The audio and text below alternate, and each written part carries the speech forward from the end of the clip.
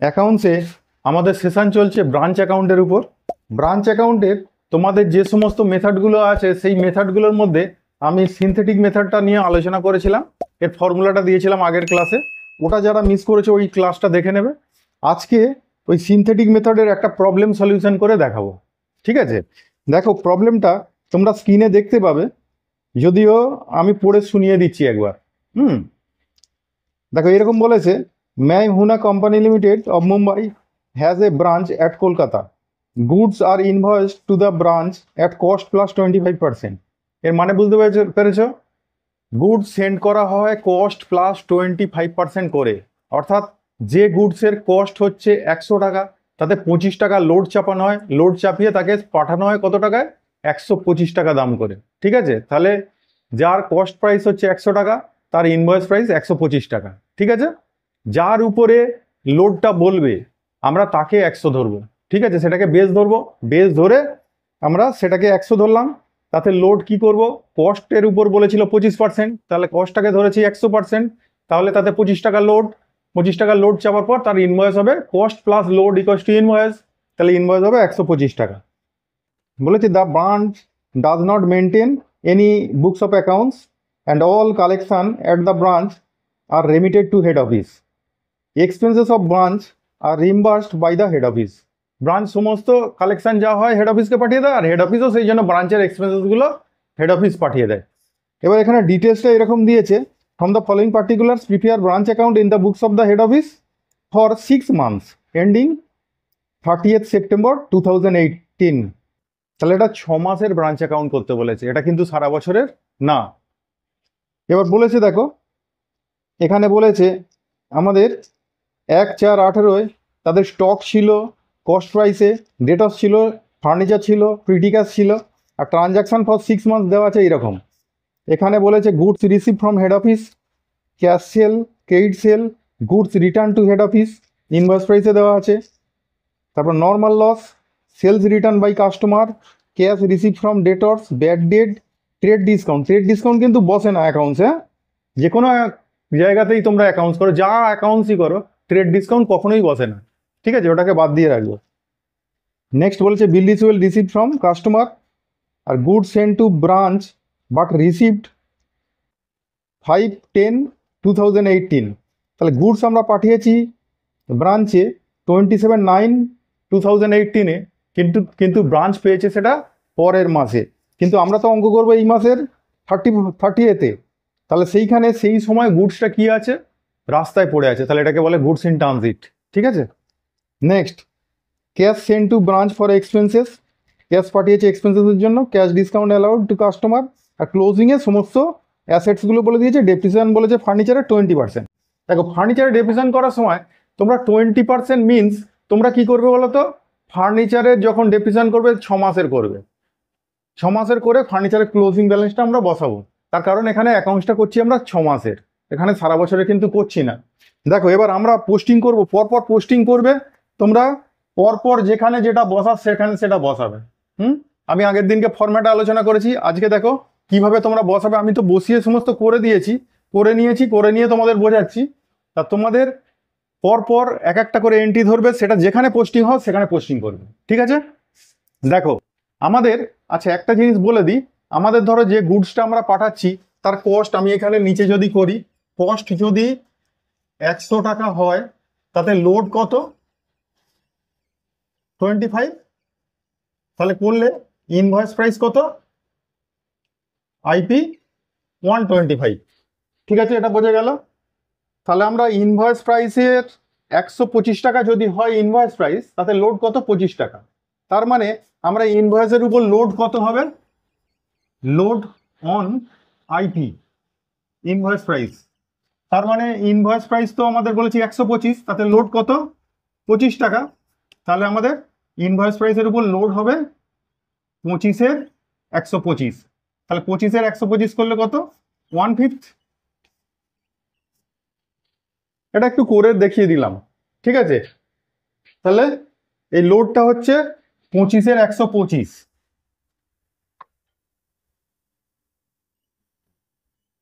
করলে 1/5। এইবার আমরা দেখো গুডস যখন সেন্ড করব, এখানে কিন্তু এই ব্রাঞ্চ অ্যাকাউন্টটা হচ্ছে আমাদের যখন ইনভয়েস প্রাইসে বলে দেবে সমস্ত স্টক গুড সেন্ড সব কিছু ইনভয়েসেই বসাতে হবে, ঠিক আছে, কস্ট প্রাইসে বসাতে পারবে না। ইনভয়েসে বসিয়ে তার উল্টো দিকে কি করবো, আর ওর লোডটাকে আমরা ছাড়িয়ে দেবো, ঠিক আছে। তাহলে গুড সেন্টটা বলেছিল কস্টে 27,500, এখানে টু ব্যালেন্স বিডি লিখবো, stock debtors petty cash furniture সমস্ত অ্যাসেটগুলোর ব্যালেন্সগুলো লিখে নেবো। কিন্তু স্টকটা কস্টে দেওয়া ছিল 27,500, তাকে ইনভয়েস করেছি। এটা কস্ট মানে কত, 100%, তাহলে 100% সমান এত হলে 125% সমান কত, এটাকে 100 দিয়ে ডিভাইড 125 দিয়ে ইন্টু করে 34,375। এবার ওর লোডটাকে কি করবো, বাই দিকে স্টক রিজার্ভ বিডি বলে ওর লোডটা কত 1/5 যেটা চাপলো, সেই 1/5টা এই দিকে মাইনাস করে দেবো। দেখো 1/5 করে তোমরা একবার দেখে নেবে, এই একবার দেখে নাও তোমার 34,375 তার 1/5 করলে 6875 হয় কিনা। তারপরে দেখো, তারপরে ডেটর্স দেওয়া ছিল বসিয়ে দিয়েছি। আর ডেটর্সটাকে ডেটর্স অ্যাকাউন্টে একটা ব্রাঞ্চ ডেটর্স খুলবো, তাতে লিখেছি টু দিকে টু ব্যালেন্স বিডি, সঙ্গে সঙ্গে লিখবে। তারপরে পিটি ক্যাশ আমাদের বলেছিল 250, এখানে পিটি ক্যাশের ব্যালেন্স 250 বলেছি, পিটি ক্যাশের কোনো আর ট্রানজাকশন নেই, সেই জন্য অ্যাকাউন্ট খুলে নিই। আর ফার্নিচার বলেছিল ওপেনিংয়ে 6,000 টাকা বসিয়েছি। নেক্সট, তারপরে বলেছে দেখো transaction during 6 months, goods receive from head office, invoice প্রাইসেই দেওয়া আছে, তাহলে এখানে গুডস সেন্ড টু ব্রাঞ্চ বলে এই গুডস সেন্ডটা বসাবো 1,12,500 যেটা বলে দিয়েছে। তারপরে বলেছে ক্যাশ সেল ক্রেডিট সেল, তাহলে ক্যাশ সেল ক্রেডিট সেল হলে এখানে বাই ব্যাংক বলে আমরা তার আন্ডারে বসাবো কিছুটা ক্যাশ সেল, আর ক্রেডিট সেলটা কিন্তু এখানে বসে না, ক্রেডিট সেল ডেটর্স অ্যাকাউন্টে টু দিকে, এটা হয় কিন্তু পুরো ক্যাশ বেসিসে, সেই জন্য ক্রেডিট সেল এখানে বসে না, কিন্তু ডেটর্স থেকে যেসব কালেকশনগুলো হচ্ছে সেইগুলো কিন্তু এখানে বসাবো, ঠিক আছে। নেক্সট, তারপরে এখানে বলেছে goods return to head office. আচ্ছা, গুডস যদি রিটার্ন হয় বাই দিকে লিখবো good send to branch account, এই good send to branch account বলে তার আন্ডারে রিটার্ন লিখেছি। এবার এই রিটার্নের লোডটা ছাড়াবো কোন দিকে, টু দিকে। এই যে গুড সেন্ড টু ব্রাঞ্চ লিখেছি তার আন্ডারে সেন্ড আর লোড অন রিটার্ন দুটোকে একসাথে করে নিয়েছি। রিটার্নের লোড মানে ওই 6,375-এর 1/5 করে এটা বসিয়েছি, দুটো যোগ করে বাইরে পাঠিয়েছি। তাহলে এই গুড সেন্টের লোডটা আবার বাই দিকে লিখবো, গুড সেন্টের লোডটা দেখো এর আন্ডারে লিখেছি রিটার্ন, রিটার্ন লিখেছিলাম, তার আন্ডারে লিখেছি আবার তার নিচে লিখেছি লোড অন সেন্ট। তাহলে আমরা এটাকে কিন্তু দুবার লিখতে পারতাম, মানে by good sent to branch বলে একবার রিটার্নটা লিখে নিতাম, আবার by good sent to branch বলে একবার লোড অন গুড সেন্টার লিখতে পারতাম।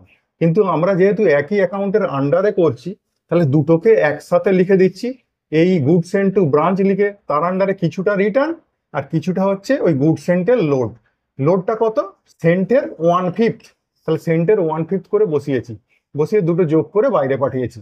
এটাও একবার ভেরিফাই করে দেখে নেবে, এটা 1,12,500 1/5 করলে ওই 22,500 হচ্ছে কিনা, ঠিক আছে। নেক্সট, তারপরে দেখো, তারপর যে আইটেমটা আছে সেটা হচ্ছে নর্মাল লস।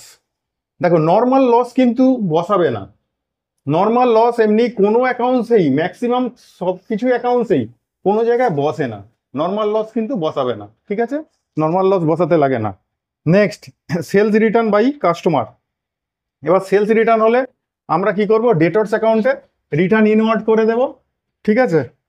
তারপর ক্যাশ রিসিভ ফ্রম ডেটর্স, মানে ডেটর্স থেকে কালেকশন, এটা বসালাম, বাই ব্যাংক বললাম। তারপর বলেছে ব্যাড ডেট, সেটাও আমরা বসিয়ে দিলাম। একটা ট্রেড ডিসকাউন্ট ছিল, ট্রেড ডিসকাউন্ট কিন্তু কোথাও বসে না, ট্রেড ডিসকাউন্ট বসাতে নেই, ওটা অলরেডি চালানের মধ্যে মাইনাস করা থাকে, ঠিক আছে। আমরা যখন ক্যাশ মেমো করি দেখবে তাতে ট্রেড ডিসকাউন্ট একটা 10% হয়তো, একটা বই কিনতে গেলে দেখবে বইয়ের দাম 400 টাকা, তাতে লেস 10% ডিসকাউন্ট তোমাকে 40 টাকা ছেড়ে দিয়ে 360 টাকার বিল করলো। আমাদের ট্রানজাকশনটা কিন্তু ধরবো কত টাকা, 360 টাকা, 400 টাকার না, ঠিক আছে। তাহলে সেই জন্য ট্রেড ডিসকাউন্ট অলরেডি বাদ হয়ে থাকে, এই যে আমাদের সেল, এই সেলস থেকে ট্রেড ডিসকাউন্ট অলরেডি বাদ হয়ে আছে, তাহলে আর বসাতে লাগবে না। নেক্সট, তারপরে বলেছে দেখো বিল রিসিভেল রিসিভ, এটাও কিন্তু কালেকশন, তাহলে বিল রিসিভেল রিসিভ। এবার এই দুটো কালেকশন, এইটা আর এইটা, এই দুটোকে আমরা প্লাস করে আমরা এখানে কালেকশনে বসিয়ে দেবো। কালেকশনের মধ্যে কি কি আছে, এখানে ক্যাশ কালেকশন প্লাস বিল রিসিভেবল, দুটো একসঙ্গে যোগ করে কিন্তু আমরা কালেকশন বলে বসিয়েছি। ঠিক আছে, বিল রিসিভেবল কিন্তু কালেকশনের মধ্যে পড়ে, এটা মনে রাখবে, এখানে ভুল করে অনেক ছেলে। নেক্সট, তারপরে বলেছে good sent on 27/9/2018 but received 5/10/2018। তাহলে আমরা গুডস সেন্ড করেছিলাম 27/9-এ, কিন্তু পৌঁছেছে কত? পৌঁছেছে 5/10-এ। কিন্তু আমরা ব্রাঞ্চ অ্যাকাউন্ট করছি কবে জানলেন? অ্যাজ অন ওদের ইয়ার এন্ডে করছি, মানে 30th সেপ্টেম্বর। তা 30th সেপ্টেম্বরের মধ্যে তাহলে তো ওটা পৌঁছায়নি। তাহলে যদি না পৌঁছায় তাহলে সেটাকে কি বলবো? গুডস ইন ট্রানজিট 750 টাকা, আর সেটার আবার লোডটা এইদিকে লিখবো, গুডস ইন ট্রানজিট বলে ব্যাকেটে লোড ওর 1/5। বোঝা গেল? নেক্সট, তারপরে বলেছে ক্যাশ ডিসকাউন্ট অ্যালাউড। এ দেখো ক্যাশ ডিসকাউন্ট সেটা কিন্তু বসে, তাহলে সেটা আমরা এখানে বসিয়েছি। আর একটা ছিল cash send to branch for expenses, তাহলে আমরা ব্রাঞ্চে এক্সপেন্সেসের জন্য ক্যাশ পাঠিয়েছি, এক্সপেন্সেস 2 দিকে লিখবো, তা 2 দিকে আমরা এক্সপেন্সেসটা লিখেছি। ঠিক আছে, আর ক্লোজিং ডেটে স্টক দেওয়া আছে, ডেটসটা জিজ্ঞাসা করেছে, পিটি ক্যাশ দেওয়া আছে, ফার্নিচারের ডেপ্রিসিয়েশন বলেছে, তাহলে স্টক বসিয়ে দিয়েছি। স্টক কিন্তু কস্টে ছিল, তাকে ইনভয়েস করেছি, ইনভয়েস করতে গিয়ে আমরা কি করেছি? 125/100 করে আমরা এখানে বসিয়েছি। নেক্সট, ডেটসটা কিন্তু আমরা ডেটস অ্যাকাউন্টকে ক্লোজ করব। ডেটস অ্যাকাউন্টকে ক্লোজ করলে যে ব্যালেন্সটা বেরোবে ওই ব্যালেন্সটাকে আমরা নিয়ে এসে এখানে বসিয়ে দেবো। আর পিটি ক্যাশটা বলে দিয়েছিল, আর ফার্নিচারটা 20% ডেপ্রিসিয়েশন বলেছে কি, তাহলে এর উপর 20% করে হাফ ইয়ার করবো, এটা আমরা হাফ ইয়ারের অ্যাকাউন্টস করছি, তাহলে কত টাকা ডেপ্রিসিয়েশন বাদ যাবে? 20% করলে 1200 হয়, হাফ ইয়ার করলে 600 টাকা বাদ দিয়ে এখানে লিখেছি। ঠিক আছে, তাহলে লিখলে এইবারে দেখো আমাদের প্রায় সব পোস্টিং হয়ে গেছে। তাহলে সমস্ত পোস্টিং হলে শুধু এই ব্যালেন্স সিডি যেটা এখানে করলাম, এই স্টক করলাম, স্টকের যেটা ব্যালেন্স সিডি করলাম, ওইটার লোডটাকে আমরা উল্টো দিকে ছাড়িয়ে দেবো, স্টক রিজার্ভ সিডি বলে এটা ছাড়িয়ে দিয়েছি। দেওয়ার পর আমাদের যে টোটালটা আসছে দেখো, সেই টোটালটা এখানে মারলাম, তার থেকে এই দিকের সমস্ত খরচাগুলো বাদ দিলাম, দিয়ে আমাদের যেটা বেরোচ্ছে ওটা জেনারেল প্রফিট অ্যান্ড লসে পাঠাতে হয়, ওটাই হচ্ছে ব্রাঞ্চ প্রফিট। বোঝা গেল? এইবার দেখো আমাদের এই অ্যাকাউন্টসের মানে এই অঙ্কের বৈশিষ্ট্য কি? এই অঙ্কে আমরা বসিয়েছি, দেখো সাদামাটা দিক দিয়ে বললে সমস্ত অ্যাসেটের ওপেনিং ব্যালেন্স 2 দিকে বসিয়েছি, তার ক্লোজিং ব্যালেন্সটা বাই দিকে বসিয়েছি। এবার স্টকটা যদি ইনভয়েস প্রাইসে থাকে, তাতে লোডিং আছে, তাহলে সেই লোডিংটাকে উল্টো দিকে ছাড়িয়ে দিয়েছি। ঠিক আছে, এইবার এইখানেও ক্লোজিং স্টকের যে লোডিং আছে তাকে 2 দিকে উল্টো দিকে ছাড়িয়ে দিয়েছি। তাহলে এই কাজটা বোঝা গেল। নেক্সট কাজ হচ্ছে আমরা যেটা গুডস সেন্ড করেছি 2 দিকে, আর গুডস রিটার্ন হলে সেটা বাই দিকে বসিয়েছি। ঠিক আছে, আবার সেন্টের লোডটা বাই দিকে আর রিটার্নের লোডটা 2 দিকে বসিয়েছি। ঠিক আছে, যদি কোনো এক্সপেন্সেস থাকে সেই এক্সপেন্সেসটাকে আমরা কি করেছি? 2 ব্যাংক বলে এখানে 2 দিকে বসিয়েছি। এইবার একটা গুডস দেখলাম আমাদের রাস্তায় পড়ে আছে, সেটা ট্রানজিট বলে বাই দিকে লিখেছি, গুডস ইন ট্রানজিট। হ্যাঁ, আর সেইটার লোডটা 2 দিকে দিয়েছি। তুমি বলবে ট্রানজিট কেন এখানে বসালেন? এই যে আমরা গুড সেন্ড করেছি এই টাকাটার গুড সেন্টের মধ্যে অতটা এসে পৌঁছায়নি, তাহলে পৌঁছায়নি বলে সেটাকে মাইনাস করা উচিত, তা মাইনাসটা না করে আমরা ওই দিকটা বসিয়ে দিয়েছি। ক্লিয়ার? আর আমাদের এখানে তুমি বলবে যে সেলটা বসান, তাহলে সেলটা বসালে তবে তো প্রফিট আসবে, তা আমরা এখানে ক্যাশ বেসিসে অঙ্ক করি বলে সেল বসাই না, আমরা কিন্তু এখানে বসাই বাই ব্যাংক বলে, তার আন্ডারে ক্যাশ সেল আর কালেকশন। এই যে কালেকশন আর ক্যাশ সেলটা বসানো হয়েছে, এটা যোগ করে বাইরে পাঠিয়েছি। তুমি বলবে কালেকশন কেন বসাচ্ছেন? ক্রেডিট সেলটা তো বসাতে পারতেন, ক্যাশ সেল ক্রেডিট সেল। এখানে কিন্তু ক্রেডিট সেলই বসানো আছে, লুকিয়ে বসানো আছে। তুমি ভালো করে লক্ষ্য করো, এখানে ডেটরসের ওপেনিং ব্যালেন্স, হ্যাঁ, এখানে কালেকশন, এখানে ক্লোজিং ব্যালেন্স, তার মানে কালেকশন আর ক্লোজিং ব্যালেন্স যোগ করে আমরা যদি ওপেনিং ব্যালেন্স লেস করি, আমাদের ক্রেডিট সেলই তো বেরোচ্ছে। কিন্তু ক্রেডিট সেলের মধ্যে যেটা এই কালেকশনটা যখন বসাচ্ছি, তার মধ্যে ব্যাক ডেট, ডিসকাউন্টারে সমস্ত কিছু অ্যাডজাস্ট হয়ে অলরেডি যাচ্ছে, রিটার্ন সব অ্যাডজাস্ট হয়ে যাচ্ছে। সেই জন্য সেই রিটার্ন, ব্যাড ডেট সব তো পিএল অ্যাকাউন্টে খরচা দিকে আমরা বসাই, কিন্তু সেইগুলোকে আমরা বসাচ্ছি না। যখনই কালেকশন বসাচ্ছি ওর মধ্যে কিন্তু সব কিছু অ্যাডজাস্ট হয়ে অলরেডি আছে, সেই জন্য ওই ব্যাড ডেট আর এখানে আসছে না এই মেথডে। ঠিক আছে, তাহলে ডেটরসের ওপেনিং ব্যালেন্স বসিয়েছি, এই কালেকশন বসিয়েছি, ক্লোজিং ব্যালেন্স বসিয়েছি, তার মানে এখানে অটোমেটিক্যালি ক্রেডিট সেলটাই কায়দা করে বসানো হয়েছে। আবার ক্রেডিট সেল থেকে কি করা আছে? ব্যাড ডেট, ডিসকাউন্ট অ্যালাউড, এই সমস্ত রিটার্ন ইন ওয়ার্ড সব কিছু অ্যাডজাস্ট হয়ে গিয়ে এই কালেকশনটা এসেছে। তাহলে কালেকশনটা বসিয়েছি যখন, তাহলে ওই সমস্তগুলো আর আনতে হচ্ছে না, সেই জন্য ওই সমস্তগুলো আর আনিনি। তাহলে এই মেথডে আমরা এখানে কালেকশনটা বসাবো। এবার কালেকশনের মধ্যে ধরতে হবে ক্যাশ কালেকশন আর বিল রিসিভেবল কালেকশন যা হয়েছে সেটা কিন্তু পুরোটাই লিখতে হবে। তাহলে এটা প্লাস করে আমরা এই টু দিকের খরচাগুলো সমস্ত বাদ দিয়েছি, বাদ দিলে আমরা যেটা পেয়েছি সেটাই প্রফিট, ব্রাঞ্চের প্রফিট। তাহলে মেথডটা বোঝা গেল। তাহলে এই মেথডটা একটা বড় দেখেই অঙ্ক করে দিলাম।